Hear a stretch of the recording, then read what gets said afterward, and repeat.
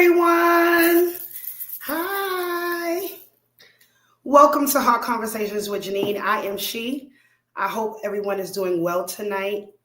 I am back. If you're here with me, please say something in the comments to me. If you can, please share the live. Hi, Nina. How are you? I love you so much. Thank you for always supporting. I appreciate you. Hi, Sean. How are you? Thanks for joining. Hi, everyone. We are back. I am back. Come on as you come in. If you would speak to me, you're not going to be long tonight. Just want to talk about what's on my heart a little bit. Just a little bit of it tonight. Hello, those who are watching. Hi, Instagram. Hi, YouTube. Hi, Lady Kim. How are you? I am blessed and highly favored. I pray the faithful. Yes, I am blessed and highly favored. Yes, I am. We spend too much time complaining. So I am blessed and highly favored. I'm grateful for the opportunity to be here today, to be alive and well today. I've been going for some time, still not 100%, but I am here. I'm looking a little crazy, but y'all forgive me. I've been sick for 2 weeks, almost 2 weeks. So welcome. We're going to get started. I'm not going to prolong the time. Again, this is Hot Conversations with Jeauninè. Thank you all for joining me tonight. Those of you who have been with me before knows my mission. Those of you who haven't, and this could be your first time watching or stumbling upon the video, it is my mission to encourage, to embrace, to enlighten, to empower, and to educate men and women to be the best versions of themselves by any means necessary.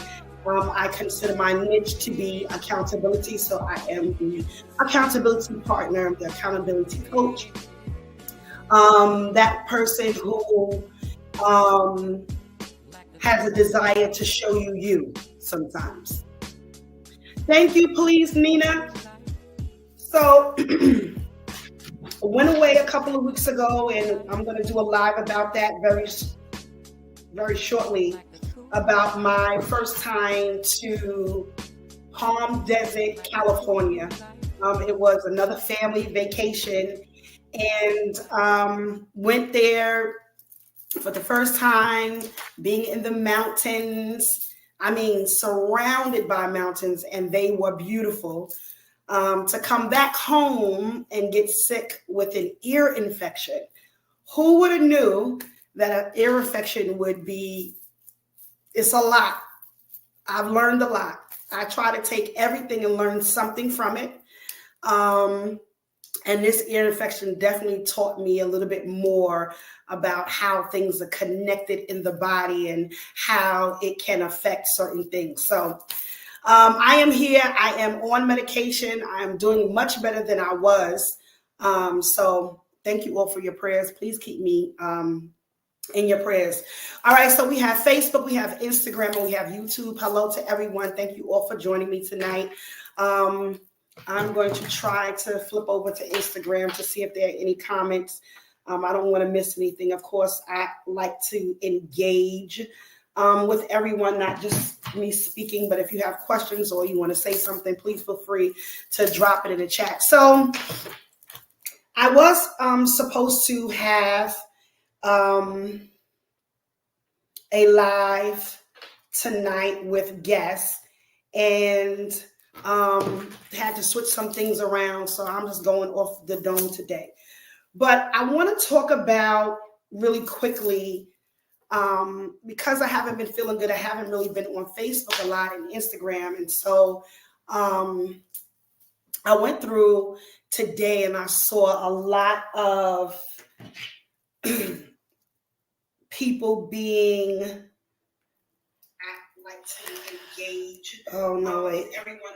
people being ordained or licensed or installed as a pastor or licensed as a minister or ordained as an elder. So I saw a lot of that, and it made me think about titles and the weight that comes with titles. Now, this is not just in church, but titles even on your job, right? Anytime a position is given to us, there's a process to it, right? There's a process to everything we do, whether we want to acknowledge it or not, but there are processes to everything we do. And when it comes down to jobs in the secular, we see an advertisement for the job. We look at the advertisement. We look to see if our skill sets match the job description, right? And so we're looking at our resume. Excuse me. We're going over our resume. We're going over what we've done, our experience, any schooling that has taken place. Maybe if we have time in between the cutoff date for the applications, some people have even did some extra certifications for their resume for said job. And we check our resumes, we do more certifications, we see what we have, and then we check it, or we should be checking it, based on the job that we see, their requirements, what their preferred qualifications are, because the jobs now will have preferred qualifications. They will have, you need to have a degree, whether it's an associate's degree, a bachelor's degree, or a master's degree. And then most times, along with those requirements, those preferred requirements, you will see that it says and or experience, right? So they're looking for you to have specific skill sets for that job. They're looking to see if you've been to school and anything that you've learned, if it matches up with that job. And then they also want to know what experience you've had in this specific area for the job. I hope I'm making sense to everybody, and I'm going somewhere.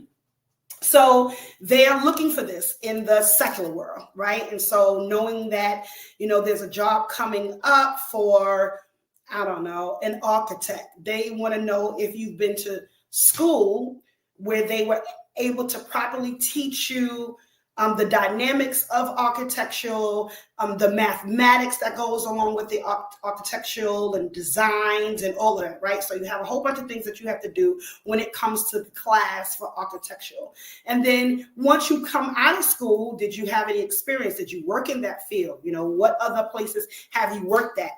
What other positions have you had?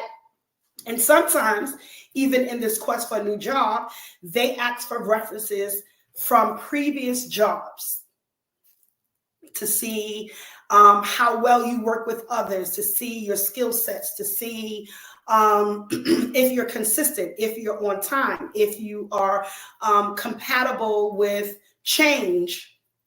So many different things that goes into looking or finding a job in the secular, right?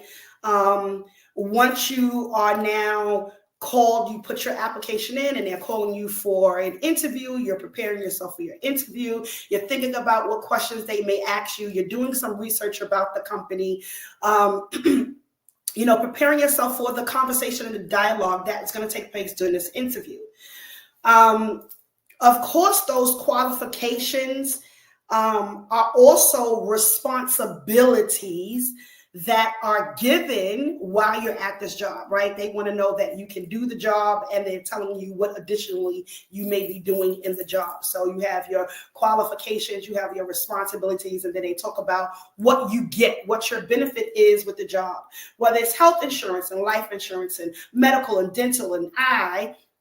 All of this stuff is rolled into the process of getting a new position, looking for a new job, right? However, excuse me, let me continue on that light. So we're in the job interview and they're speaking to us because they want to know who we are, a little bit about who we are and the background that we possess. And, what areas in previous jobs that we learn from? What are your strengths? What are your weaknesses?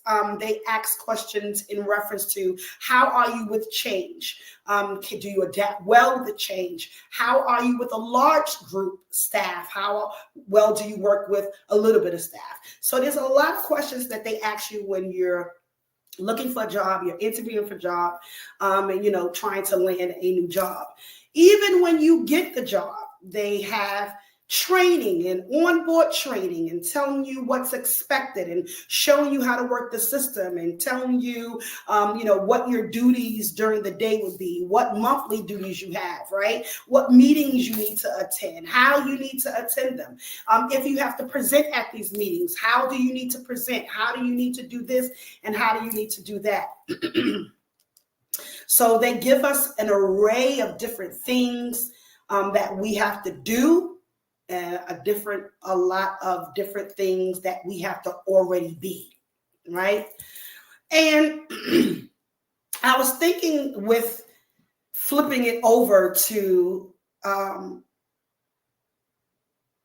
Christian, our Christian walk with God, being Christ-like and having a relationship with him and being a disciple for him, that we don't really go through, some people don't really go through that much intensity for the position than you would outside of church, right? You don't go through a whole, interview and looking over your resume and where you've been and where you come from and how you've done this and how there's not a lot there. There are some people that do go through a little bit more than others.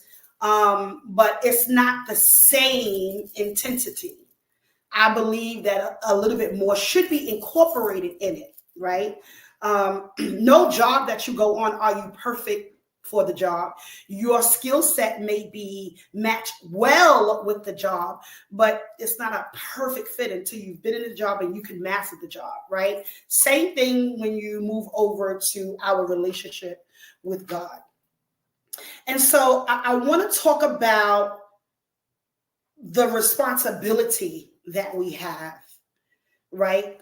Some people feel that the responsibility of the relationship or the responsibility of what you do with your relationship is based on the pastor of the church, right? And our personal relationship with God is just me and him. It's not me, him, and 13 other people. It's me and him. Yes, when I walk into the doors of the church, that's my opportunity to learn more of him, right? I believe that there's different parts to going to church. I believe that when you walk in the door, there's responsibility that should walk in with you, right? First thing, the responsibility is we were coming to the house to give God all that's due to him. No, that shouldn't be your first time giving thanks or praising him. But when we walk into the door corporately, we're walking in the door because that strength of everybody else is needed. Everybody's coming in with a like mind that I'm coming to give him my all, right? During praise and worship, I'm singing to him. I'm worshiping him. I'm letting him know how much I love him and I care about him. All of that is responsibility on our part to come in and give him something. I also believe that part of the responsibility, if I can kind of put it in a nutshell, some of that responsibility is also what we should be doing for him, right? Because ultimately, all that he's done, all that he is, how much of us can we say we give as much as he do, or how much do we try to give our all to him? I think that it's becoming a thing of tradition where my parents took me to church, and this is just what we do. We just go to church. And in 2024, for me,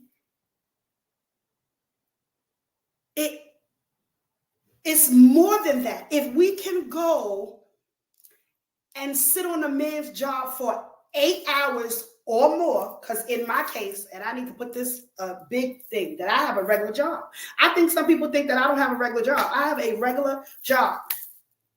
But for me to go to my job 8 hours out the day, sometimes 9, working and doing all that I need to do, and I understand the responsibility that was given to me. I understand what I'm supposed to do when I get here. I understand what the need is. I understand how it needs to be done and when it needs to be done, right? We get that information.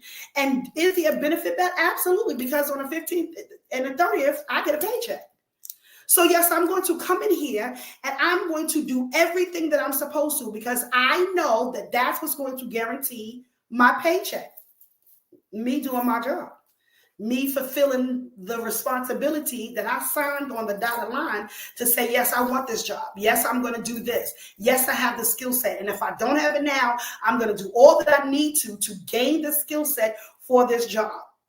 I'm going to make sure that I not only just come in and do my job, but that I exceed at my job, that you're going to know my name, not because I'm looking for kudos, but climbing up a ladder, trying to get to the next level in at work. There's some extra stuff that you have to do. You have to take initiative. Somebody put initiative in the comment. I have to take initiative to make sure that I'm seen, that I'm heard, that I'm here, that I'm ready to work, that I'm appreciative of my paycheck and everything that comes along with that, the health insurance, the life insurance, the going to school, the discounts on cars and all of that. I know the benefit of that.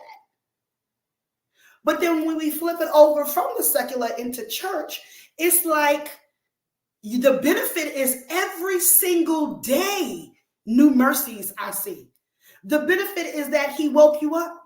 The benefit is that you have somewhere to stay, that you have clothes, that you have peace of mind, that you have health. It may not be 100% of what you want, but you got it. That you are giving grace, that you're giving mercy, that he loves you, that he forgives you, that he's, everywhere. Anywhere you are, he's there. And we come in as if he should feel the benefit from us walking in the door.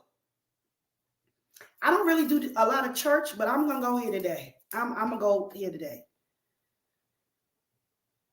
He's the benefit. He is our ultimate benefit, right? Because in him we live, we move, we have our being.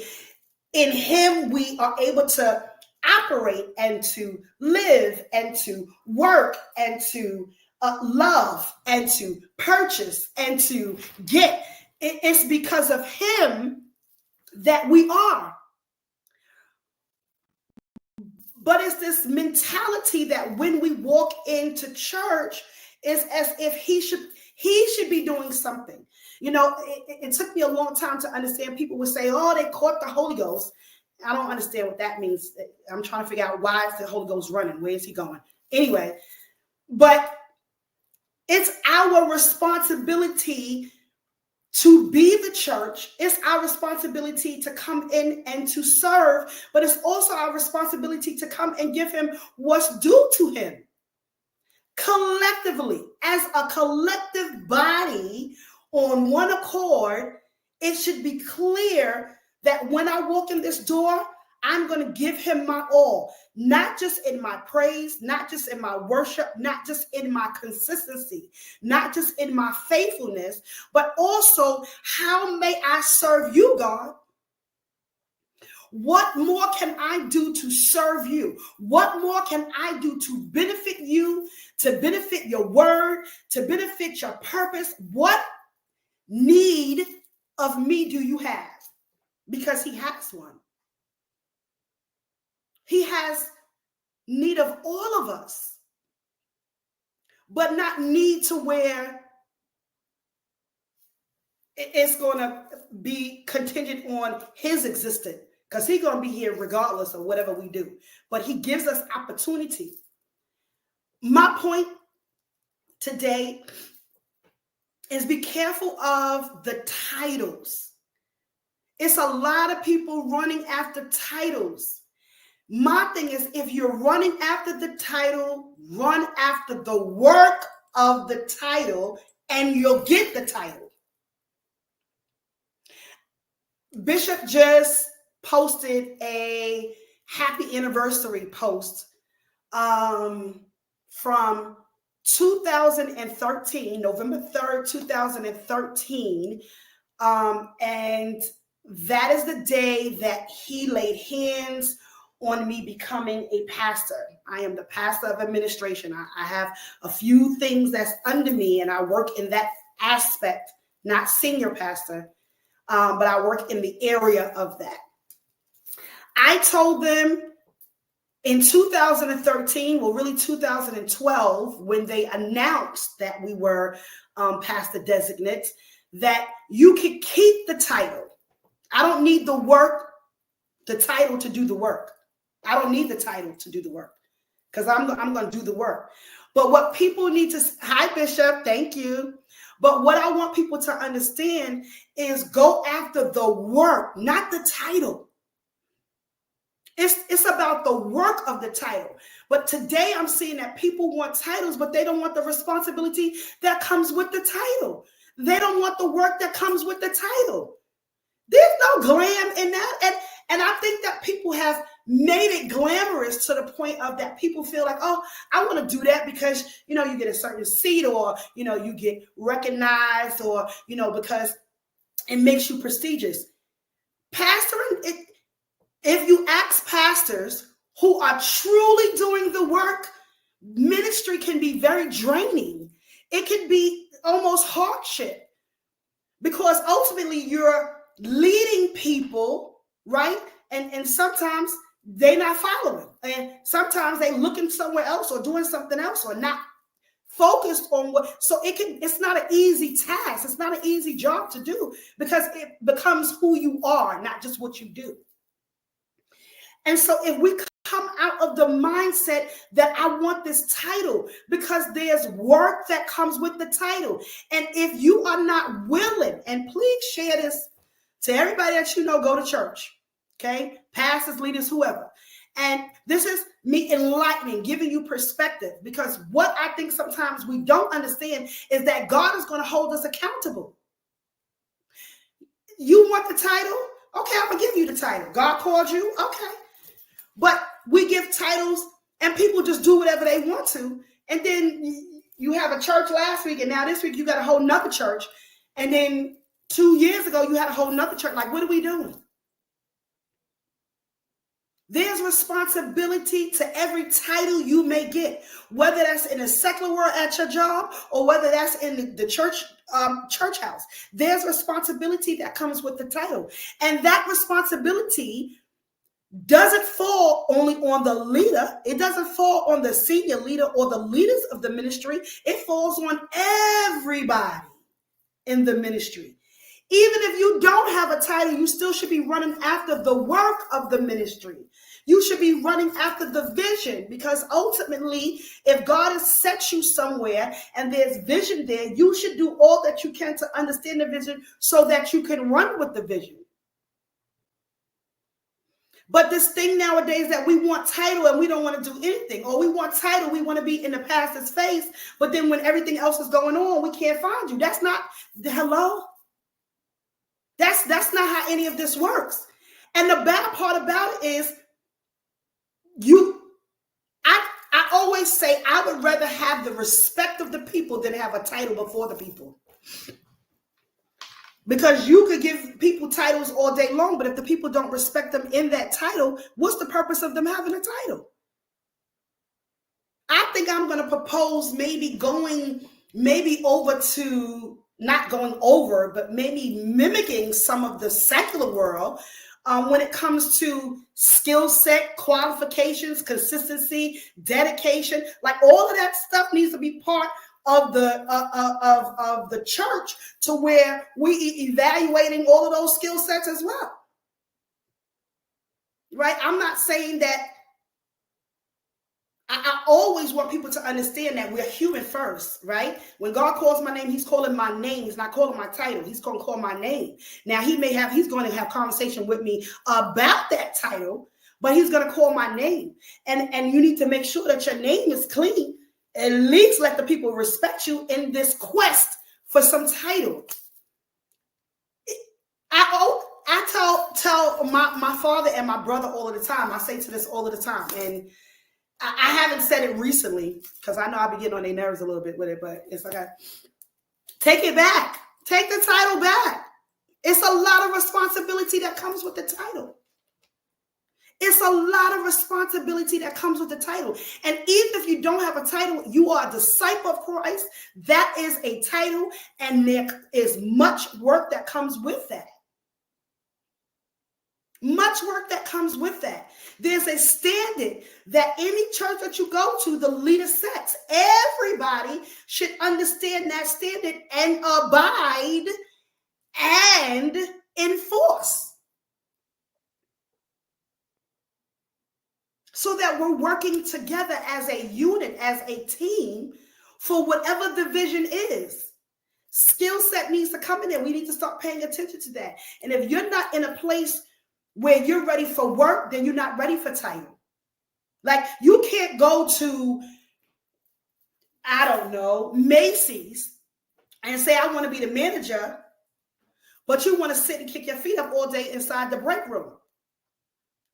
Like, I hope I'm making sense to somebody. And this may not be for everybody, but it's for everybody. Because ultimately, what I'm saying is, I want us to be able to take the same intensity, respect, and honor that we walk into our jobs with, the same drive that we have to go inside here and get our work done, to make sure that we close those cases out, we call those people, we fix the financial, we pay attention to the budget with that same intensity, that same care and concern, knowing that you're going to get your paycheck on the 1st or the 15th or every 2 weeks or every week, is the same mindset that we need to walk into the house of God with. Well, I'm here to give him my all, but I also want to know what I can do for him while I'm here. Because ultimately, the benefit is all of the promises that he's already given us throughout Scripture. Sometimes we want the things that we can touch, the tangible things that we can touch, when God is saying to us, I gave you life. I gave you life, but that's not enough for you because, you're not getting a paycheck directly in your hands.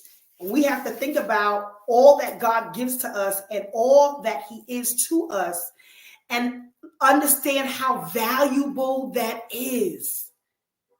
How valuable his love and his grace and his mercy is. It's valuable. Where would you be without him? Where would we be without him? Lost. Some would be in jail. Some would be in a crazy house. Some would be in a room looking out the window, making bubbles. But we have to be very careful. To whom much is given, much is required. That means the more that you want, there's going to be the more that you have to give. You can't fall back and now, I'm not going to give my all. He deserves your 100%. When you go on your job, even if you're not giving them 100%, you're giving them 90%. Because these jobs these days will fire you in a heartbeat. And if you live in the state of Georgia, they don't have to have a reason to tell you to get off their computer. Understand that with title comes great responsibility. And if you're not ready for the responsibility, hold off on the title. If you're not ready to push through when you don't want to, hold off. He may have called you. He probably just didn't say today. Because there's some skill sets. There's some things that we need to learn, things we need to understand, things that we need to become in order to be effective in whatever we're doing. It's crazy to have a title of something and you're not effective, you're not respected, people pay you no attention. What does that say to whoever gave you the title? What does that say? I know I'm not laughing today and talking about my vacations, even though I'm going to come back and talk about that. But I looked on my timeline, and it's a lot of installations and ordination services going on. And for me, I don't really like to say congratulations because nobody's giving you a party. Nobody's giving you $1 million. What they are giving you is work. That's work. Those services is preparing you. Well, no. I believe that the ordination and the consecration and the license should be basically giving you now more of a pass to work in that area, because I feel like you should have already been working in it. Doing something. Be careful of the titles, even at work. You know, there's people who are jealous of people in certain titles and jealous of people in certain areas and feel like they don't deserve to be there or they don't qualify to be there, and they shouldn't be doing that and they shouldn't have the opportunity to do that. But you on the sidelines watching while somebody else is actually working. You would have the opportunity to get that position in that title if you pay attention to what you're doing. If you stop worrying so much about why this person is in this position and work where you are, then you won't have any other additional issues, and you'll probably move up, up the chain on that. Back in my days, old school church, you started on the usher board. You started on the usher board, and then you got promoted to the deacons. Then you got promoted to the ministers, and then and there was certain, but with every level, there should be a level of responsibility that's going with you.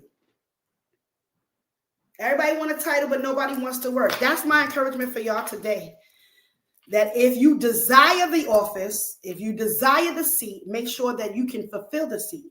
Make sure that when you get in the seat, you do what's necessary to maintain the seat. Because if not, then you don't need the seat. You don't need the seat. You don't need to see. This is an encouraging word for everybody. We have to be very careful what we desire and what we want, because everything that we want in life, something is coming with it. Something is coming with it, whether it's hardship, heartache, frustration, aggravation, tiredness, something is going to come with that, and you have to be prepared for what that is. My thing is that we want to jump from the pool to the pulpit. Like, you didn't even get submerged good yet, and now you want a title to be somebody's pastor. Like, stop it. That's not fun. I'm cracking myself up. This is not fun. This is not fun. This is a lot of work. And always I want to encourage people and enlighten them that ministry is a lot of work.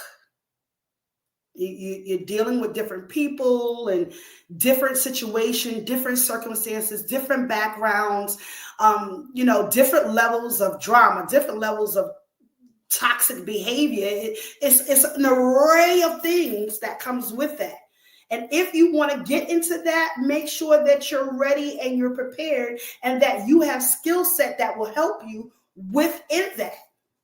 Of course, you're going to learn more stuff. Of course, there's going to be different policies and procedures and protocols that come later on. But before you jump into wanting a title, make sure that you read the advertising for the job. Make sure you read the job description. Make sure you read all of the preferred qualifications. Make sure you read all of the experience that's needed. Make sure you look at the responsibility that comes with it. There's responsibility to everything that we do. When you go to work, you got responsibility. When you come into the church, you have responsibility, not just to come and thank him and give praise to him, but how are we serving? Or what have you done to serve? That's a good question. What have you done to serve? Because God is going to hold us accountable. And Of course, my desire always is to help people to be better versions of themselves. That's whether it's your relationship with God or you just outside of that. But the other part to that is that, my great grandfather used to say, charity begins at home, right? And what sometimes those who have titles, sometimes have missed, or I've seen people in titles miss, is that they forget that charity begins at home first. You don't want a title as a pastor, a minister, and there's nothing going on at home. If you can't minister to your family inside your house, do not come outside your house trying to minister to somebody else. Read the job description and the fine print for the assignment you're seeking and accepting. And then guess what? What else to that is? Because on the job, you have a yearly evaluation. A yearly evaluation. And in that evaluation, they basically want to see what you've done. My specific job, I have to do a list. Well, I keep one for the whole year because I'm not doing it every. A list.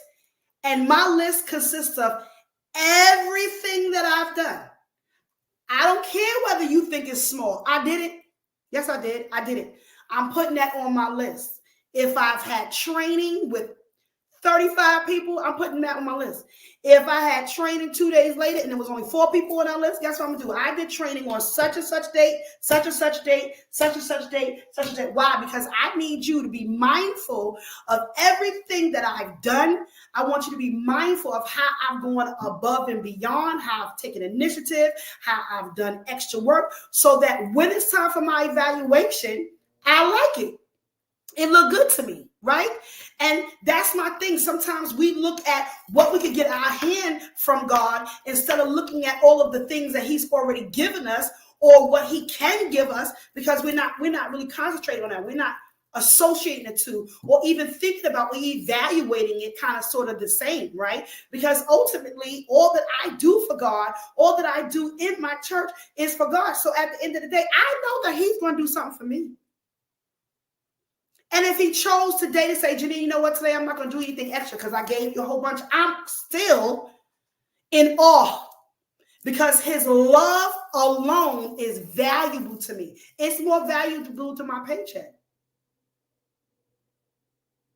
So we have to start evaluating what we want versus what comes with it, right? I'll skip over to something else. We want to be in relationship. We want the other person to give 75%, but we at 50. Like that don't make sense. It don't make sense. It don't make sense that you want something that you're not ready for, or you want something that you're not willing to learn about or take your time for the process. Lady Monique posted something that I said to her a couple of weeks ago, or maybe a couple of months ago, that everybody wants the promise, but nobody wants the process.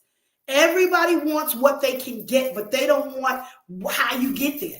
The steps that's going to take you from A to B, nobody wants that. We just want to skip over straight to B. No, there's a process. And the thing about the process is going to teach us how to maintain the promise. It's going to teach us. That's what all of the scripture is showing us. It's teaching us someone going through something or something happening. It shows us the process of it and then shows us the end result. But we just want to go straight to the end result. It don't work like that. It don't work like that. It's a process. Don't rush the process, because if you rush the process, you're going to miss something very valuable that you're going to need. You may not need it in this moment, but you're going to need it later on. Don't rush the process and be appreciative of the process. Now, if you want to be mad during the process or in your feelings about the process, that's fine, because the process is not going to be easy. You're adding on to you. That means I got to open up my brain and open up my knowledge and, learn a little bit more about this and do a little bit more of this and, figure this out and be better in this area and be better in this area and be better in this area. We have to take that on. We have to understand that God's love and everything that he gives us is valuable, just like your paycheck. So when you're looking for another job or you're looking for another title, you want to go up from minister to elder, think about this being a job interview and the senior leadership going over to see what you've done with it. Because for me, you should already be working in it prior to you get it. That's how you get it, because you're working in it. I'm not just going to give you the title just because you looking sitting there. No, be working. That's how you're seen, because you're working. People see you because you're working, right? You're showing forth those skill sets and everything that you said on the interview, right? Oh, I can do this and I can do this. And yes, I can do this graph. And yes, I can make it here. Of course, I'm going to be at this meeting. And of course, I'm going to be at this meeting. And you don't have anything to worry about. I'm going to be here. But when it's flipped over to church or to responsibilities in ministry, every excuse has just rose up. And now it's something totally different. But then the first person we need, right? As soon as something happens, when we lose a job or something like that, we want to be crying and snotting to God. And what we have to understand, that God is looking at us sometimes saying, you stop hounding me. It's not me, it's you. Take a look in the mirror. Take a look in the mirror and look at all of the things that you desire. Do you have the capacity to fit that desire? Is what we should be asking ourselves. Not just, God, give me the desires of my heart. No, this desire, is it for me? Can I operate in this desire? If I get this desire, will I mess it up? Am I able to maintain this? Am I able to perfect this? Am I able to make sense of this? Because if not, then you need to wait a minute. Just hold on for a second. Hold on. So that's my spiel for today, y'all. I just wanted to encourage everybody. Those that don't have titles, I want you to know that there's a lot of work that comes with it. A lot of sleepless days, a lot of crying nights, a lot of being misunderstood, a lot of not caring. I'm sorry, y'all. There's a lot that comes with that, but there's also great reward. To see people going from a babe in Christ to, moving up, people watching people trust God more. That's benefit for me. I don't know about anybody else, but somebody coming to me saying, at one point in time, my faith was here, and learning and reading and praying and being a part has gradually got me up to here. And I'm grateful for that. And that's where we need to be. To whom much is given, much is required. In any position you want to be in, make sure that as you think about this position or this title or this new venture that you want to go on, think about you first. Can I do it? Realistically, can I, right? Am I prepared to? Do I have what's necessary to work in this? Whether it's patience, I don't know, anything it could be. Figure that out first. Do the same work that you would for a job interview with a paycheck on the 1st and the 15th, the 15th and the 30th, every other week, every week. The same stuff that you do for that job interview, when it comes to coming to Jesus and you want to jump into a title over there, take that time to put in the same work. Having skill sets. Saying hi, being nice, speaking to everybody, not just a few people, not just coming in because I want to do what I want to do, but I don't want to do anything else. I'm going to come in here and work the areas I want to work, and everything else, anybody else. You're not ready for ministry if you're not ready. I saw my father in ministry take off a suit jacket, roll up his sleeves to put his hands in a toilet bowl. At a church. Somebody got to do it, right? Somebody got to do it.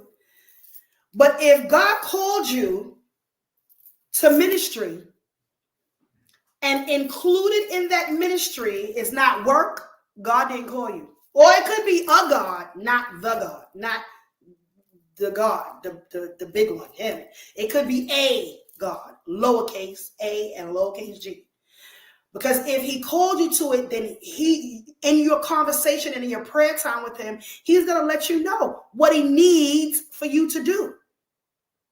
Because if he's calling you to ministry, he got to be talking to you about ministry. He got to be telling you what his desire is for you to do in ministry. If you have a deliverance ministry and he wants you to go out and go on the street every 2 weeks to love on people and hand out tracts and let them know Jesus loves you, but you don't like talking to people, who's telling you for ministry? Who's calling you for ministry? Who's calling you for ministry? Ministry is work. It's responsibility. And if you go to a ministry and you're called into ministry and you're not doing anything for ministry, you're hurting yourself. You're hurting the ministry. Okay? And of course, that's going to be some type of lack for the leadership, because now they got to stand in the gap where what you should be doing should be done. But now they have to stand in and do it because you're not completing it. Well, then why are we walking around wanting titles if we don't want to do the work? Stop. That's my spiel for today. I still can't hear out my ear, but I wanted to say that today. I want someone to be fully encouraged. I love everybody, but we have to be realistic, right?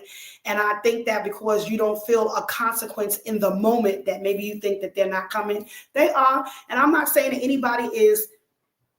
I'm not saying I'm not I'm perfect, or I'm not gonna, have any type of consequences or something like that. But I'm very careful to understand that there's work to be done, and I'm careful to make sure that I try my best to get it done, because ultimately I want him to say, "Well done." Let's just stop right there. Because in order for God to even say that whole verse that comes behind that, we got to start at the well done. Are you worthy of the well done? That's a word right there. Are you worthy of his well done? Then it goes on to say, thy good, you got to be good, and faithful, that means you got to be faithful, servant. So all of these attributes before he says servant, that means you got to line up to all of them. All of them. Well done. That means you got to be doing something well. That good and faithful servant. That means we got to see you. And then he calls you a servant. And a servant is someone who serves, right? Someone who serves. Coming to church and serving is two different things. Walking in the door and being there and serving is two different things. And God is requiring us to do both. Walk in the door and be doing something and be found doing something. Please don't have him come and you're sitting around wanting a title, but you don't want the work to it. God is not going to be pleased with that, I promise you, because there's a lot of work to be done in the kingdom, and it's going to take all hands on deck to get it done. Ministry is not up to the pastor, to the senior leader. Ministry is not up to him. He's there to lead. So those who are following should be those who is making sure that the work get done. That's how it goes. Because if he has to stop hearing from God, studying God's word, visiting the sick and the shut-in, if the leadership got to stop doing that to do the work, then we have a disconnect. And then we need to figure this out. We have some type of disconnect. But there's work to the titles. Whether you at work, do your job. And when you come off that job and you go into the church, there's work to be done at the church too. Especially if you want a title, but a specific title. Let me say that, because we all are God's children. So that gives us a title right there. So just for that, we should all be working, because he's requiring and he has need of us. There's somebody that needs to hear your testimony, but you have to have a testimony first. You have to have a testimony first. And it can't be that you just want to tell everybody everything bad that happened in your life, because before you do that as a testimony, make sure that in that testimony you say, I did it. I chose this. I chose that. I chose to do this. I chose to do that. I didn't consult God. I didn't ask God. I didn't need God at that time. I did it on my own. Now, I don't know if that's really a good testimony to use. But anyway, I love everybody. That's me coming back tonight. I will have guests on next week. I don't want to tell everybody what I'm going to talk about next week, but it's going to be good. We are going to stay in the lines of church for next week because ultimately 2013, 2024, that's 10 years, 11 years. And I think it's been about, 20 something years that I've been in ministry. I love God with everything in me, and my duty as a life coach, my purpose, let me say that, as a life coach is not just to coach those outside of the ministry about them, but it's also to still step into ministry and to encourage and to enlighten those inside ministry, right? Because ultimately there is work to be done. But my point tonight was to be very mindful of the titles that you're looking for. Make sure that you can provide the work that comes with the title. And even if you're not sure, ask, what more can I do to help the ministry? Because we all are trying to, it's my hope and desire that we're all trying to reconcile men and women back to God. Because there is a great pull away. And it's my desire that we're doing the kingdom work together. It is my desire that we're learning what ministry is about, that we're learning the work of ministry, that we're taking time to serve, that we're taking time to be consistent, that we're taking time to be faithful. If you have Bible study during your church, show up. If there's service, show up. If there's messages that's going out, respond. It's a part of the work of the ministry. It's a part of the work of the ministry. And know that your reward is great because God is great. And everything that he has, we have joint heir to it. But there's requirements that come with us. I say that we have to be mindful of the conditions. I always say that because we want the end of the condition, but we don't want the process of the condition. So I wanted to encourage you all tonight to everything you do. Understand that from one place to the next place in between is the process, and that is needed. The process is needed. That's what's going to teach you and mold you and help you maintain whatever title you're seeking for. And make sure that as you seek for the title, you seek for God. Make sure that as you seek for God, you figure out what all you need to do for him, not looking for what you can get from him, because he's already given us so much. I love y'all all, and there's nothing that you could do about it. It's not how you love me that affects my life, but it's how I love you. And it is my job and my duty to encourage everyone to try to be the best versions of themselves, no matter how long it takes you to get there. If you need help or assistance with getting that, or getting into figuring out where you are and where you need to be, please feel free to reach out to me. Hard Conversations with Jeauninè, YouTube, Instagram, and Facebook. Love y'all. Bye.